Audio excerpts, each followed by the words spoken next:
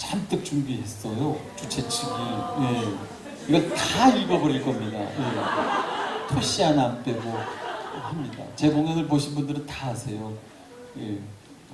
손님을 모시고 이야기를 하려고 합니다. 공익법센터 어필의 대표죠. 김종철 변호사님과 오늘 특별히 나와주신 분입니다. 모셔서 저 이야기 듣겠습니다. 토나연비 씨입니다. 같이 모시겠습니다. 여러분 뜨거운 박수로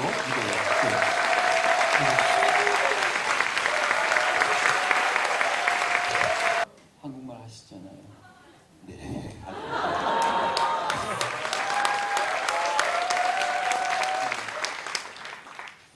얼마나 한결 가벼운지 몰라요.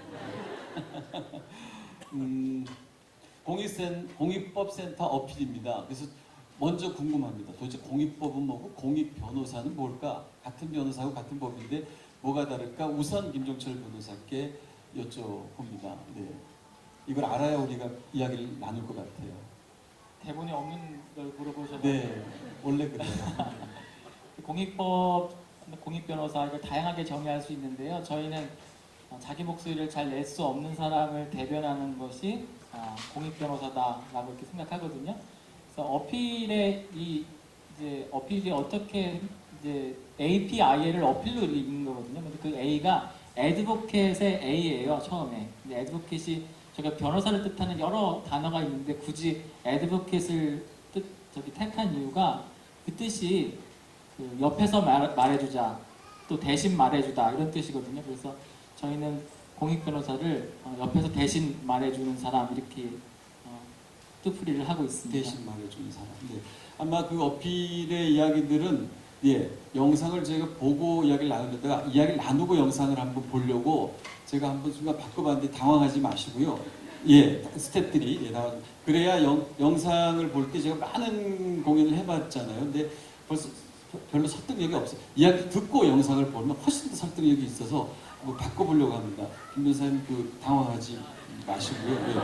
여기가 NGO도 아니고 로펌도 아니고 아니야 NGO죠. 네, NGO라고 이야기할 수 있죠. 네. 변호사 사무실도 아니고. 네. 예. 특별히 NGO라고 성격 짓는 이유는 저희가 두 가지 적재성이 다 있어요. 네. NGO면서 또 법률가 단체라고 볼 수 있는데요. 저희는 이렇게 법적인 전문성을 가지고 NGO 활동가처럼 일하는 그런 단체라고 보면 되겠습니다. 네. 몇 분이 일하시죠? 지금 4명이 일하고 있습니다. 네. 그러면 김종철 변호사님은 상근, 그죠? 네, 풀타임. 일하고 있습니다. 그렇습니다. 예. 자, 이런 질문이 좀 웃기지만 어쩌다가 이런 일을 하게 되셨어요? 네.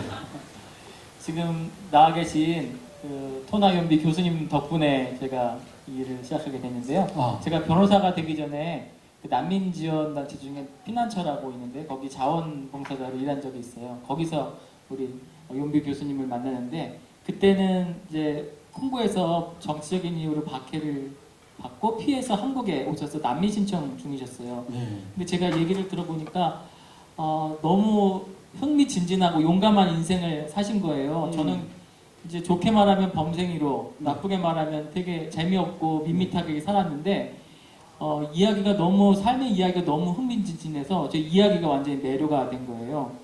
근데 용비 교수님뿐만 아니라 제가 만난 그 난민분들은 전부 이야기가 드라마틱한 거예요. 그래서 저렇게 저런 드라마틱한 이야기, 용기 있는 삶을 사신 분을 도와드려서 그 이야기가 해피엔딩으로 가면 좋겠다라는 그런 마음으로 사실 처음에 난민분들하고 일을 같이 시작했습니다. 김 변호사님은 그렇다 치고 우리 연비 교수님이세요? 그때 나중에 여쭤볼게요.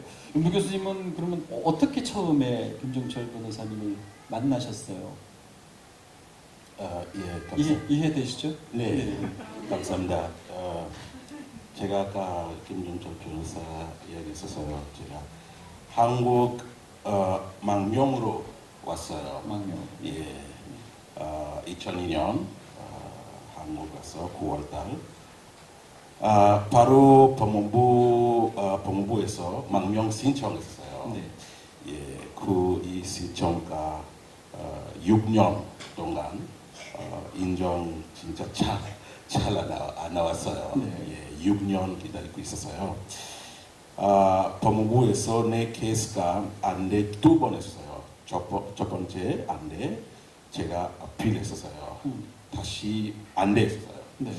근데 5일만 미세요비 밖에 나가세요. 5일만 준비해 주세요. 근데 김종철 변호사 이 시간 전에 제가 공장에서 일했었어요. 야간에 네. 새벽 기계가 고장 났었어요. 네. 오케이, 제가 혼자 수리할게. 이 발가 안에 수리하고 있었어요. 여기는 실수했었어요. 스타트 버튼 네. 네. 실수했었어요. 타치 기계가 울렸어요. 빡! 안에 막혔어요. 혼자 새벽 3시. 여기 전화기 있었어요. 사장님 전화했어. 사장님 빨리. 그때 한국말 진짜 몰라. 사장님 빨리 와. 빨리 와. 사장님은 야 지금 새벽 3시 내일 아침에 전화 컸어. 제가 사장님 친구 전화했어요. 친구 사장님한테 전화했어. 사장님 나한테 전화 왔어. 야 왜 친구한테 전화했어? 내일 아침에. 근데 그 공장 옆에 집 없었어요. 네. 그 김정철 변호사 그때 학생 전화번호 있었어요. 제가 전화했어. Please my friend 빨리 와. 새벽 3시 김정철 변호사 6시 반 7시 왔었어요. 왜 이렇게 늦게? 도왔어? 죄송합니다. 예, 도왔어.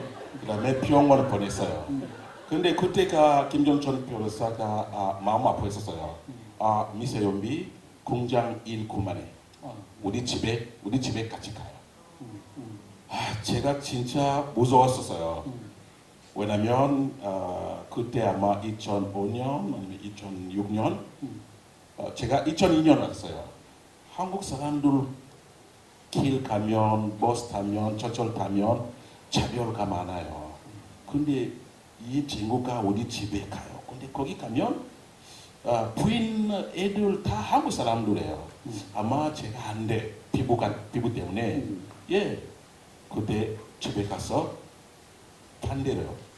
김정철 부인이가 프랑스 말로 저한테 미스 연비 오셨어요. 우리 집에 오셨어요.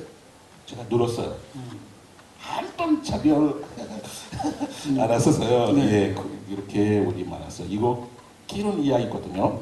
예, in short 이렇게 우리 만났어요.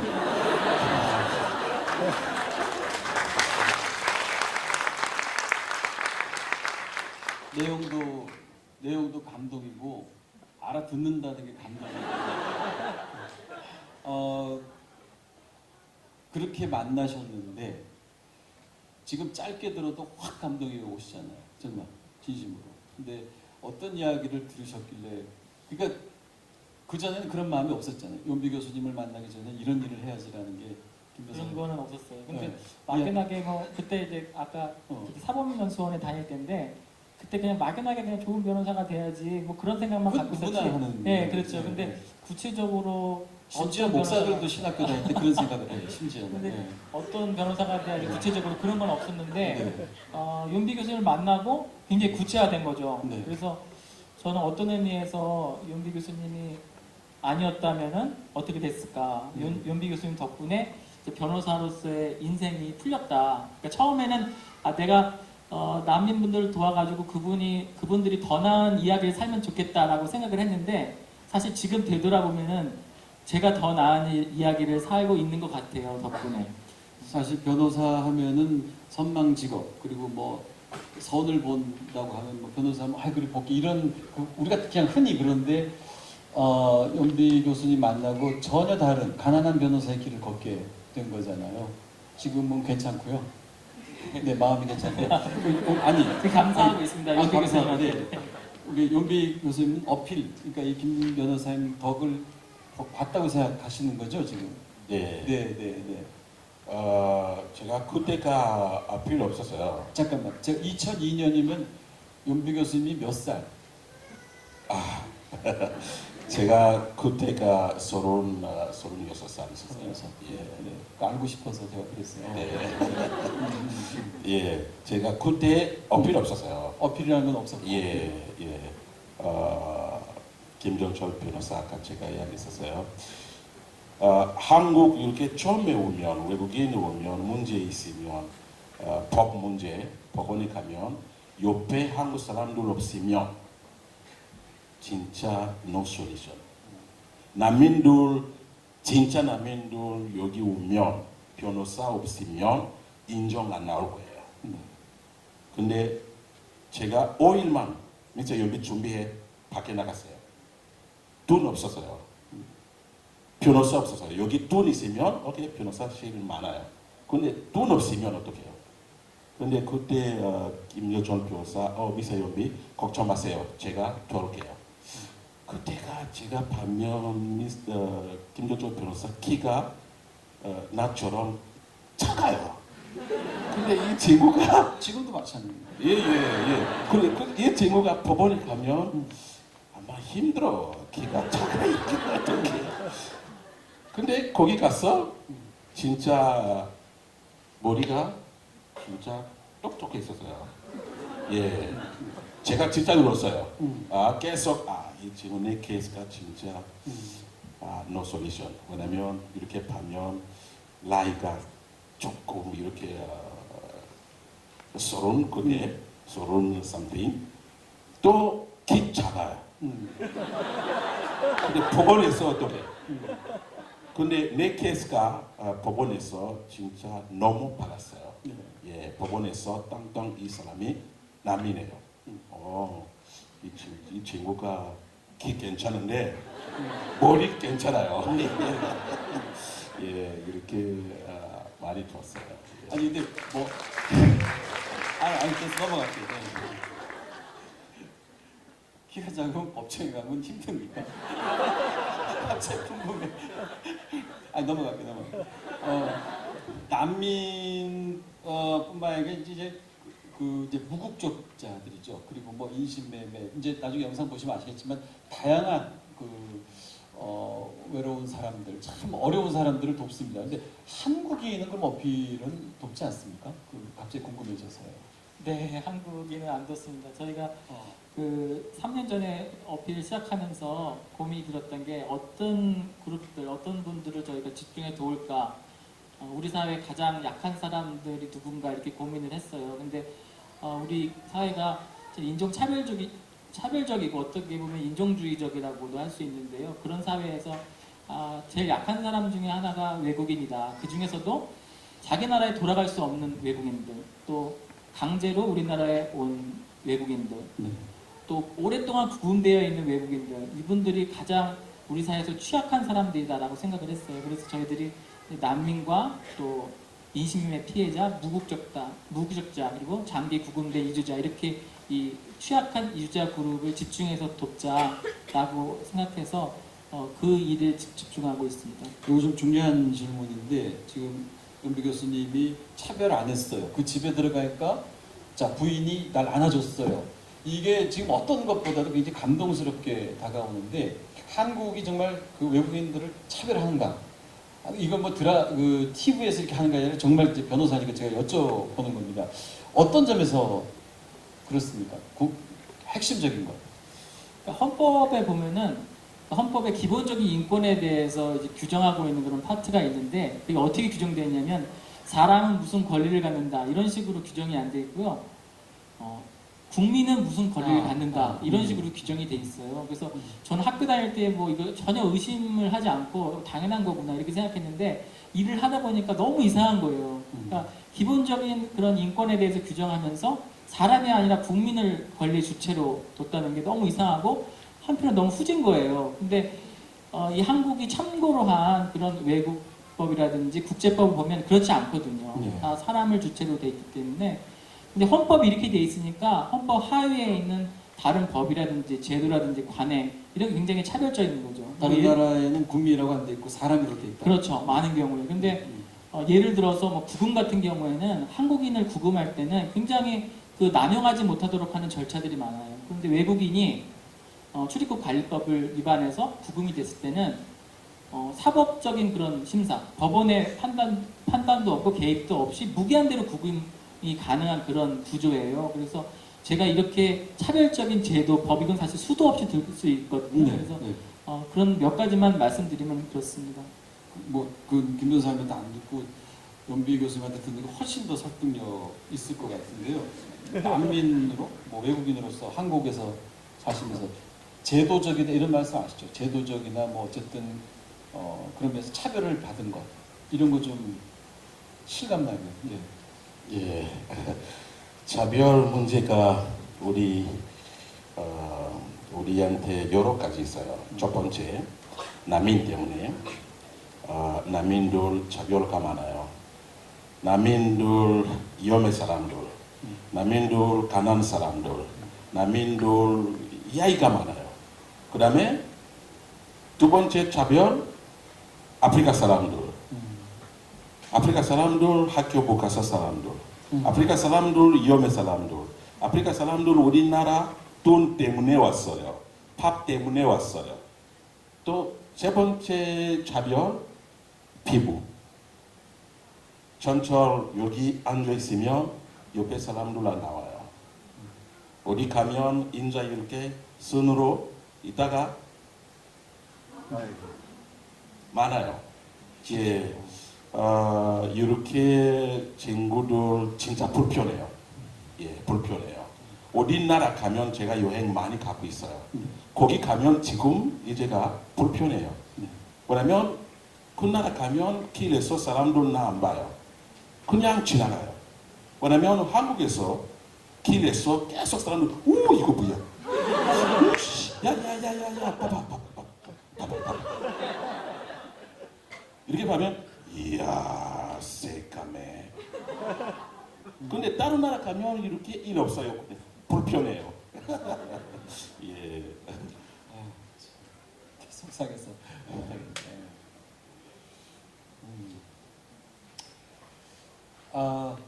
콩고에서 오셨잖아요. 네. 콩고가 여러분 웃을 일이 아니에요. 콩고가 한국의 11배죠. 아프리카에서 세 번째 큰 나라입니다. 예. 두 번째요. 두 번째 큰 나라. 원래 세 번째 예. 수단 잡았어요. 지금 콩고 두 번째 올라갔어요. 예, 나라 수단 면적도 커집니까? 예, 수단 지금 두 나라 있잖아요. 아, 북수단, 남수단 네, 잡았어요. 네, 네. 예, 지금 콩고 두 번째 올라갔어요. 제 말 다 알아듣는구나. 같이 공연해도 되겠어요. 제가 아까 나이를 왜 여쭤봤느냐. 2002년에 오셨다. 36살이다. 6살. 네. 6년 만에 가족을 만납니다. 36이에요. 가족 필요하죠. 보고 싶을 겁니다. 아내가. 아이들 마찬가지입니다. 애를 낳고 생이별이죠. 그래서 6년 만에 7살 된 애를 그때 이제 만납니다. 그 상황 좀 제가 궁금합니다. 마음 아프시겠지만 한번. 네. 예. 제가 2002년 혼자 왔었어요. 네. 예, 같이 가족 못 나갔어요.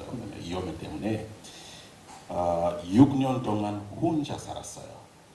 여기 출국관리사무소 망명 인터뷰 고생 많이 했었어요. 스트레스 많이 받았어요. 윤비교수 죄송합니다. 제가 질문이 틀렸어요. 왜냐하면 여기 좀 잘못 적어주셨어요. 왜 오시게 된지를 알아야 이게 감동이 되지. 왜 오셔서 6년을 계셨는지 김 변호사님께서 잠시 짧게. 죄송합니다. 예, 짧게. 괜찮습니다. 왜 오시게 됐는지. 예. 길게 말고. 예. 네네. 윤비 교수님은 원래 그 국가정보원 출신이세요, 콩고에서. 그래서 이제 콩고 이제 동쪽에 있는 분쟁과 관련해서 파견이 돼서 이제 조사를 하시다가 이 조사가 대통령의 어떤 비리하고 관계되어 있다는 것을 알게 됐어요. 그래서 그와 관련된 보고서를 썼는데 그것 때문에 구금이 되고 고문당하고 또 국가를 향해서 바른 말 하다가 추방당한 셈입니다. 이제 정리하겠습니다. 그래서 6년 만에 가족을 만나는 예, 상황. 네. 2008년 인정 나왔어. 6월달 가족 왔어요. 예, 제가 뱅콕 가서 거기서 만났어요. 뱅콕 에어포트에서 우리 애기 엄마 이렇게 머리 봤어요. 우리 애기 엄마 빨리 와서 이렇게 긴 우리 애들은 엄마 이 사람이 누구야? 아빠 뭐라 때문에 처음 본. 예. 그때 우리 같이 한국 와서 예 지금 같이 살고 있어요. 지금 괜찮아요. 왜냐면 우리 애들 한국 사람들 같아요. 말을 그렇게 잘해요. 예. 한국 좀만 우리 안에 아직 한국말 엄청 힘들어요. 네. 근데 우리 애들은 한국 사람들 같아요. 예, 문제 없어요. 네. 예, 잘 살고 있어. 그다음에 친구들 많이 만들었어요. 예, 계속 왔다 갔다 우리 집에서 예, 좋습니다. 괜찮아요. 그 이제 좋은 그 케이스를 지금 만나 뵙는 거고요. 그렇지 못한 상황이 훨씬 더 많죠. 뭐 말할 것도 없이. 그래서 차별에 대해서 이거 어떻게 하면 되겠는가? 그래도 변호사님이 전문가니까 이런 거 어떻게 해결? 우선 이제 법과 제도를 바꾸는 게 중요해요. 그래서 어필이 여태까지 해온 게 그건데요. 근데 일을 하면 할수록 어떤 사회 인식, 시민들의 인식이 굉장히 중요한 것 같아요. 한마디로 말하면 이제 환대의 사회가 되는 게 환대에서 중요하다라는 생각이 들어요. 이게 또 법과 제도하고도 시민들의 의식하고도 연결이 돼 있고요. 저희가 난민법 제정을 위해서 저희뿐만 아니라 이제 다른 난민 관련돼서 일하시는 변호사님들 또 활동가들하고 같이 오랫동안 일을 해서 난민법이 제정이 됐어요. 그런데 이제 난민법이 제정이 됐으니까 뭐가 많이 바뀌겠지라고 했는데 사실 하나도 바뀐 게 없어요. 솔직히 말씀드리면. 그러니까 시민들의 의식 또 전체적인 어떤 환대의 분위기가 바뀌지 않으니까 법이 있어도 이행이 안 되는 거예요. 그래서 그런 문제점이 있으니까 점점 갈수록 사람들의 마음을 얻는 것이 얼마나 중요한가, 우리 사회가 환대로 가는 것이 얼마나 중요한가라는 그런 생각을 하게 됩니다. 그냥 마냥 돕는 것이 아니라 법과 제도를 바꿔야 된다. 너무 중요한 말씀이시고요. 환대 사회라는 게 어떤 뜻입니까? 그러니까 환대를 뭐 어떤 분이 이렇게 정의했더라고요. 그러니까 다른 사람이 우리 땅에 왔을 때 그 사람을 적으로 대우하지 않는 거, 이게 환대라고. 근데 굉장히 아주 기본적인 정의인 것 같아요. 근데 우리 사회는 그것조차 되지 않는 것 같아요. 그래서 난민들이 왔을 때 오히려 이 사람들이 제도를 남용하는 사람이 아닌가? 일단 의심의 눈초리를 보고 또 심지어는 어떤 잠재적인 그런 범죄자가 아닌가?라는 이렇게 눈초리를 보는데요. 근데 제가 제일 좋아하는 이제 환대의 정의는 이런 건데요. 어떤 사람이 이렇게 정의했어요. 내 안에 다른 사람을 위한 공간을 내어주고 거기서 그 사람이 살고 번성하도록 하는 거, 이게 환대다. 단순히 그 사람이 거기서 그냥 겨우 살고 겨우 숨쉬고 이런 게 아니라 그 사람이 거기서 번성하도록 하는 거, 그것이 환대다라고 정의했는데요. 저는 그게 굉장히 마음에 듭니다. 예, 길을 열어주는 것, 좀 살게 하게 하는 것, 이게 중요한 것이죠. 무조건 그냥 도와주는 것이 아니고. 오늘 그 공연 제목이 뭐죠? 우리도 어디선가는 이방인이다. 그런 겁니다. 그죠? 이 제목 마음에 드세요? 영어 이해하셨어요? 오늘 공연 제목. 야, 우리 모두 사람들, we are foreigners somewhere. 어디 가면 당신은 어디 가면 you are stranger, you are foreigner. Yeah, so I think we have to be careful and live together. 왜냐면 지금 보면 세계에서 혼자 사는 나라 없어요. 혼자 사는 나라 없어요. 예, 북한도 보면 친구들 있어요. 중국 있어, 시리아 있어, 다른 나라 있어요. 근데 다른 사람들 오면 행복하게 살면 좋아요.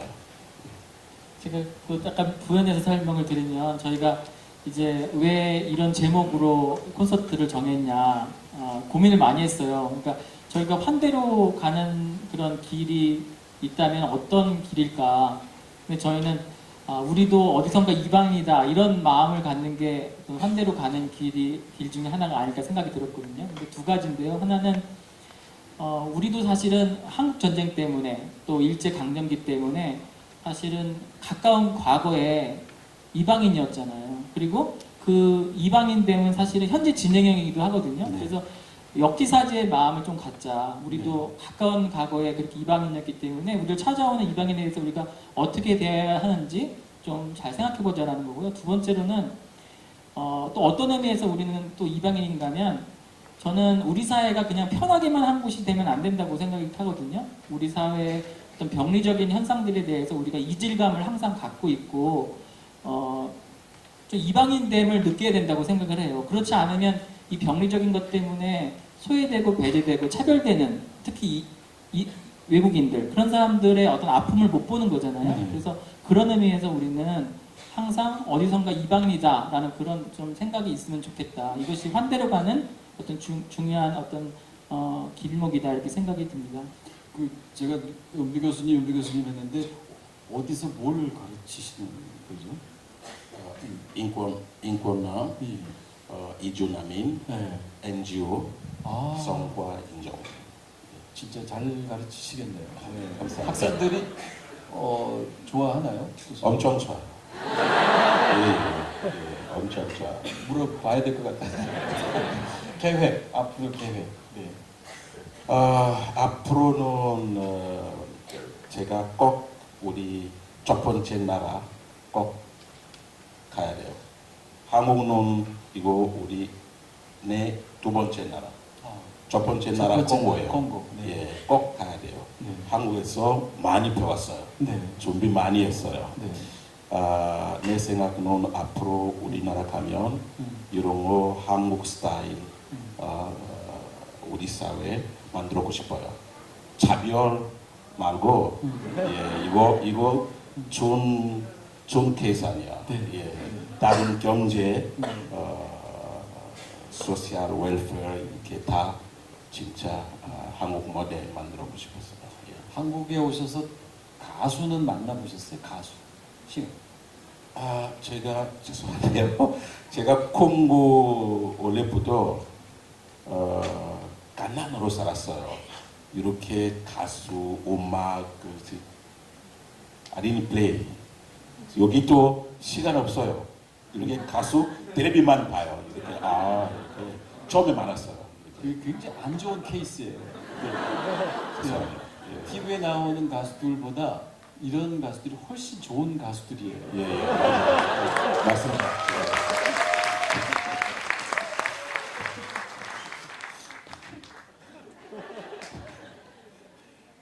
어필이 몇 년 됐죠? 마지막 지금 질문. 3년 반 됐습니다. 3년. 네네. 앞으로 계획 3년 하셨는데 꽤 저는 자리를 잡았다고 생각하시고 열심히 일하는 덕분이죠. 네 분이 상주 그리고 몇 분이 인턴. 네, 다 저 상부들을 만들어야 되는데 아유 힘들겠는데 예 앞으로 계획. 네. 사실은 장기적인 계획은 없고요. 저희가 장기적으로는 더 재밌게 일하고 더 창조적으로 일하고 또 우리가 하는 일이 어떻게 정의를 통해서 평화를 이루는 그런 어떤 방법이 될 수 있을까 그렇게 고민하면서 일하는 게 사실은 계획이라는 계획이고요. 근데 단기적으로는 굉장히 구체적인 계획이 있어요. 저희가 업무가 많기 때문에 올해는 변호사 한 명이 꼭 더 들어왔으면 좋겠다 하는 생각을 하고 있고요. 네. 올해 재정이 허락되면은 변호사 한 명을 더 결합하는 것이 저희 구체적인 계획입니다. 여러분, 네. 은비 교수님과 김종철 변호사님 보내드려야 돼요, 객석에. 여러분, 따뜻한 박수를, 예, 용기, 예, 감사합니다.